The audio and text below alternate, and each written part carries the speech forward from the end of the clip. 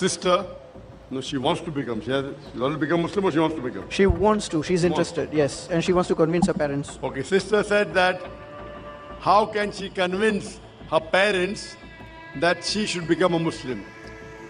Sister, rule number 1. If you are traveling in an aeroplane and if the pressure in the aeroplane drops, there are oxygen masks that come down. So the rule is, first put the oxygen mask on your face. Even if you have a son, a child, don't put, if you try to put mask on the face of the child, you may collapse, both will die. So first put the mask on your face. If you survive, you can put the mask even on the face of your child or your mother or your father. Oxygen mask ധരിക്കുക എന്ന് പറഞ്ഞാൽ ഷഹാദത്ത് കലിമ ചൊല്ലി മുസ്ലിം ആവുക എന്നുള്ളതാണ്. അപ്പൊ ഇത്തരം ഒരു സിറ്റുവേഷനിൽ നിങ്ങൾ ആദ്യം ചെയ്യേണ്ടത് നിങ്ങൾ സ്വയം ഓക്സിജൻ മാസ്ക് ധരിക്കുക എന്നുള്ളതാണ്, മറ്റുള്ളവരെ ധരിപ്പിക്കുന്നതിന് പകരം എന്നാണ്. ഈ ചോദ്യത്തിൽ എവിടെയെങ്കിലും മാതാവിനെയും പിതാവിനെയും ഇസ്ലാമിലേക്ക് കൊണ്ടുവരാൻ എന്താ ചെയ്യേണ്ടതെന്ന് ചോദിച്ചിട്ടില്ല. ചോദ്യത്തിലും ചോദ്യം ആവർത്തിക്കുന്ന സാക്കിർ നായിക്കും പറയുന്ന ഒരേ കാര്യമാണ്, ആ സഹോദരിക്ക് ഇസ്ലാം സ്വീകരിക്കണമെന്നോ ഇസ്ലാമിനെ കുറിച്ച് കൂടുതൽ പഠിക്കണമെന്നോ താല്പര്യമുണ്ട്. അതുമായി ബന്ധപ്പെട്ട് അവരുടെ ആ തീരുമാനം എങ്ങനെയാണ് മാതാപിതാക്കളെ കൺവിൻസ് ചെയ്യേണ്ടത്, അതിനെങ്ങനെയാണ് അവരെ മാതാപിതാക്കളോട് ഈ കാര്യങ്ങൾ ധരിപ്പിക്കേണ്ടതെന്നാണ് ചോദ്യം.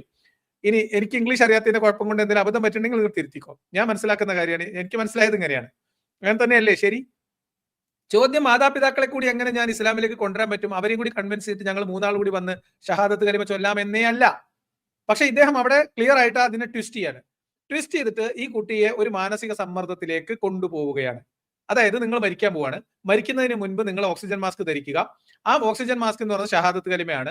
അപ്പം ഒരിക്കൽ നിങ്ങൾ ഇത് കാര്യങ്ങൾ ബോധ്യപ്പെട്ട് കഴിഞ്ഞാൽ നിങ്ങൾ ആദ്യം ഷഹാദത്ത് കലിമ ചൊല്ലൂ, ബാക്കിയൊക്കെ നമുക്ക് പിന്നെ ആലോചിക്കാം. വാപ്പാന്റെ ഉമ്മാന്റെ ഒന്നും സമ്മതം പിന്നെ ആവശ്യമില്ല എന്നാണ്. ഏതെങ്കിലും ഒരു വിഷയത്തിൽ അല്ലെങ്കിൽ ഒരു വിശ്വാസവുമായി ബന്ധപ്പെട്ട്, ഒരു ദൈവസങ്കല്പവുമായി ബന്ധപ്പെട്ട്, നിലവിൽ അവർ വിശ്വസിക്കുന്ന മതത്തിലെ ഏതെങ്കിലും ഒരു ദൈവസങ്കല്പമോ ആചാരമോ ആയി ബന്ധപ്പെട്ട് ഒരു കൺഫ്യൂഷൻ ഉണ്ടാക്കുകയും ആ കൺഫ്യൂഷന്റെ മുകളിലേക്ക് ഇസ്ലാമിൽ ഉണ്ട് എന്ന് ഇവർ വരുത്തി തീർക്കുന്ന ഒരു ആശയം മുന്നോട്ട് വെക്കുകയും എന്നിട്ട് ഒരു കൺഫ്യൂഷൻ സൃഷ്ടിക്കുകയും ആ കൺഫ്യൂഷനിൽ പരിഹാരമായിട്ട് ഷഹാദത്ത് കലിമ നിർദ്ദേശിക്കുകയും ഇപ്പൊ ചൊല്ലിക്കോ, ഇനി അടുത്ത സ്റ്റെപ്പിൽ ഇപ്പൊ നിങ്ങൾ ഇവിടുന്ന് ബസ് കയറി വീട്ടിലെത്തുന്ന എന്താ ഉറപ്പ്, അതിനിടയിൽ മരിച്ചാൽ എന്താ ചെയ്യുക, ഓക്സിജൻ മാസ്ക് കയ്യിൽ ഇത് ഉണ്ട് എന്ന് മനസ്സിലായാൽ പിന്നെ എന്ത് ചെയ്യുക, നിങ്ങൾ വേഗം ഷഹാദത്ത് കലിമ ചൊല്ലിക്കോ, പിന്നെ നമുക്ക് പഠിക്കാലോ എന്നുള്ളതാണ് എല്ലാ ദാഴിമാരും ചെയ്യുന്ന വെക്കുന്ന കെണി.